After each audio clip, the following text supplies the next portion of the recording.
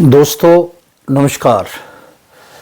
आज हम फिर से एक ऐसे विषय के लेके हाजिर हुए हैं कि जिसकी बहुत ज़्यादा आवश्यकता है। जैसा आप सबको पता है कि 1 जुलाई 2024 से नए जो कानून हैं, न्यू क्रिमिनल लॉज जो हैं, नए आपराधिक कानून जो हैं वो लागू हो गए हैं। और अभी तो पुलिस जो है उसने शुरुआत की है, क्योंकि एफआईआर पहले पुलिस स्टेशन में दर्ज होगी और कोर्ट में आने में अभी कोई इक्का दुक्का मामले आए होंगे, उसमें समय लगेगा। पर सबसे पहला जो रोल आता है वो पुलिस का आता है। अभी जिस बात पे मैं आज आपसे बात करने के लिए आया हूँ वो विषय है कि क्या क्या समस्याएं हैं नए कानूनों को लागू करने में, तो उनकी बात आज हम करेंगे। ये बात बिल्कुल सही है कि नए कानूनों की आवश्यकता थी। 160-165 साल पुराने कानून बदलने की ज़रूरत थी। अंग्रेज़ों के ज़माने के कानून हैं, उनको बदलने की ज़रूरत थी, क्योंकि पिछले 150 साल में, 160 साल में जो प्रगति हुई है सभी क्षेत्रों में, उसके अनुसार इन लॉज को भी बदलना आवश्यकता था। और ये जो आवश्यकता है ये उसके लिए जो नए कानून है उसके लिए सही है। ये भी सही है कि इन कानूनों में अभी काफ़ी समस्याएं हैं और उन समस्याओं को दूर करना आवश्यक है।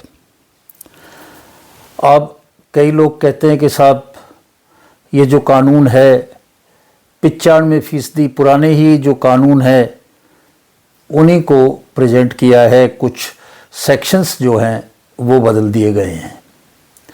परंतु दोस्तों, बात संख्या की नहीं है, बात ये है कि जो बदले हैं उनका कितना असर है और वो उससे कितना बदलाव, कितना परिवर्तन हुआ है। एक मैं छोटा सा उदाहरण देता हूँ कि जो भारतीय साक्ष्य अधिनियम है उसमें जब इलेक्ट्रॉनिक एंड डिजिटल रिकॉर्ड को प्राइमरी एविडेंस की श्रेणी में रखा गया तो ये चेंज देखें तो बहुत थोड़ा सा है कि आपने केवल एक जो टर्म है उसको इंक्लूड कर दिया, परंतु इसका प्रभाव देखें तो आप पाएंगे कि बहुत बड़ा प्रभाव है। आधे से ज़्यादा इसके पूरा साक्ष्य नियम के चेंज हो गया और BNSS जो है भारतीय नागरिक सुरक्षा संहिता, उसमें भी बहुत आमूल-चूल परिवर्तन हो गए हैं। और आज इसी संदर्भ में हम आगे बात करेंगे कि क्या क्या समस्याएं अभी तक नोटिस में आई हैं, आगे भी आएंगी तो आगे भी उनकी बात करेंगे। अभी फ़िलहाल जो समस्याएं फेस कर रहे हैं उसमें एक जो सबसे बड़ी समस्या है वो है ऑडियो वीडियो रिकॉर्डिंग की। ऑडियो वीडियो रिकॉर्डिंग का एक्सटेंसिवली बहुत बड़े उसमें इसका इस्तेमाल किया गया है कि जब आप रिकवरी करेंगे तो भी ऑडियो वीडियो रिकॉर्डिंग होगी, जब आप जो उससे सिग्नेचर कराएंगे जब भी ऑडियो वीडियो रिकॉर्डिंग होगी, हर जगह ऑडियो वीडियो रिकॉर्डिंग है।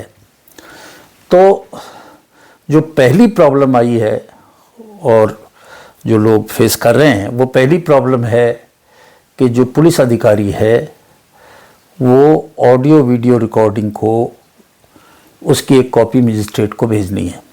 ऑडियो वीडियो रिकॉर्डिंग की कैसे भेजेगा, उसका क्या नंबर है, व्हाट्सएप पे भेजेगा, ईमेल से भेजेगा या कोर्ट कोई कॉमन कोई नंबर देंगे उसके ऊपर वो जो है इन वीडियोस को सभी लोग भेजेंगे जो उसके अधिकार क्षेत्र में आते हैं। तो अभी ये सब कुछ भी तय करना बाकी है और इसमें बिल्कुल स्पष्ट डायरेक्शन होनी चाहिए, प्रोसीजर होना चाहिए कि पुलिस अधिकारी कैसे भेजे इन ऑडियो वीडियो जो रिकॉर्डिंग्स हैं इनको भेजना है तो जिन जिन लोगों को भेजना है उसका क्या प्लेटफॉर्म होगा, कैसे भेजा जाएगा, क्या उसके नंबर होंगे, वो सब सर्कुलेट करने चाहिए और पुलिस अधिकारियों को बताना चाहिए। दूसरी बात, इसमें जगह जगह ये लिखा हुआ है कि प्रेफरेबली बाय मोबाइल फ़ोन, यानी कि मोबाइल फ़ोन से रिकॉर्डिंग की जाए। आईओ के पास मोबाइल फ़ोन है, अभी तक किसी आईओ को कहीं भी कोई भी मोबाइल फ़ोन सरकार ने नहीं दिया है, सब उनके प्राइवेट फ़ोन हैं और उन प्राइवेट फ़ोनों में बहुत सारी प्रॉब्लम्स है।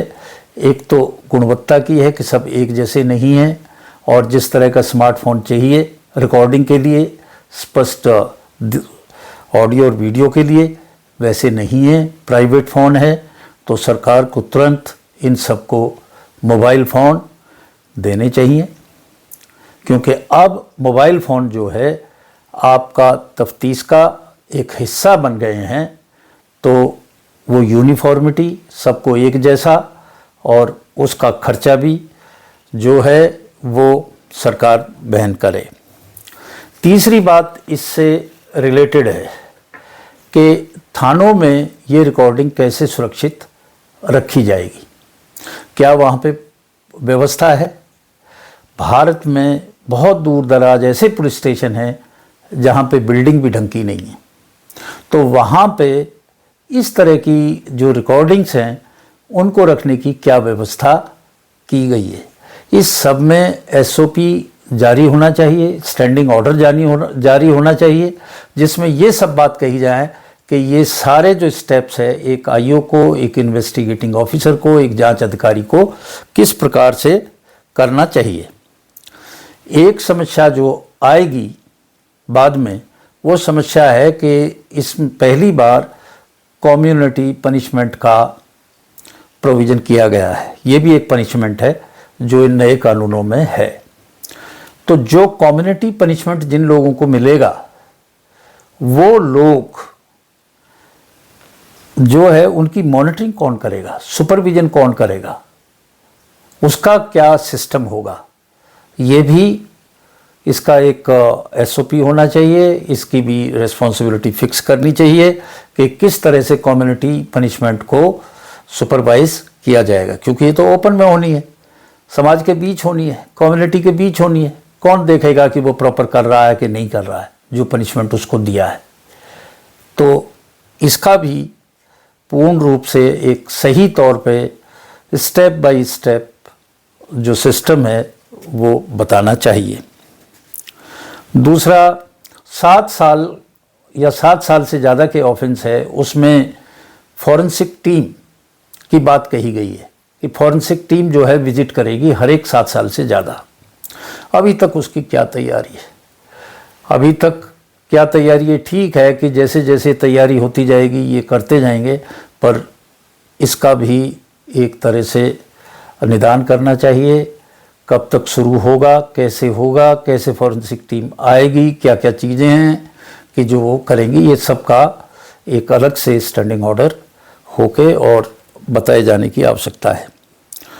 कुछ दोस्तों ऐसे ऑफेंस हैं जो स्पेशल लॉज में भी हैं और बीएनएस में भी आ गए हैं।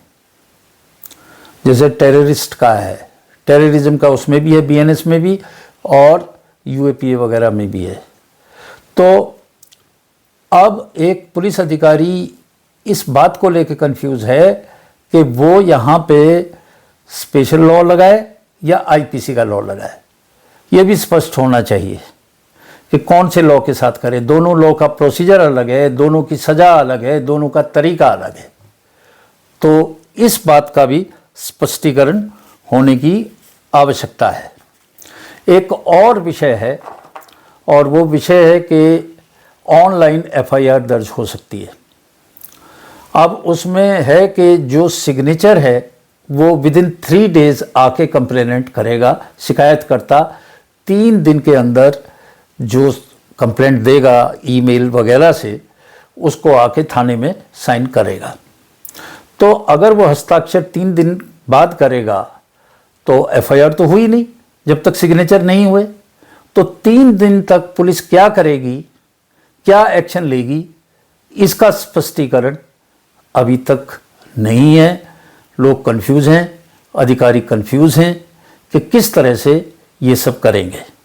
तो दोस्तों, अभी ये कुछ प्रॉब्लम्स नोटिस में आई हैं जिनकी बात मैंने कही है, और मैं आशा करता हूँ कि प्रशासन इन सभी मुद्दों पे स्पष्टीकरण करके और सही तौर पे चाहे एसओपी, चाहे स्टैंडिंग ऑर्डर, ये सब जो है इशू करके और जो कन्फ्यूजन है उस कन्फ्यूजन को दूर करेगा। जब भी इन कानूनों में हम स्मूथली आगे बढ़ पाएंगे। आज इन्हीं शब्दों के साथ मैं विदा लेता हूँ। नमस्कार।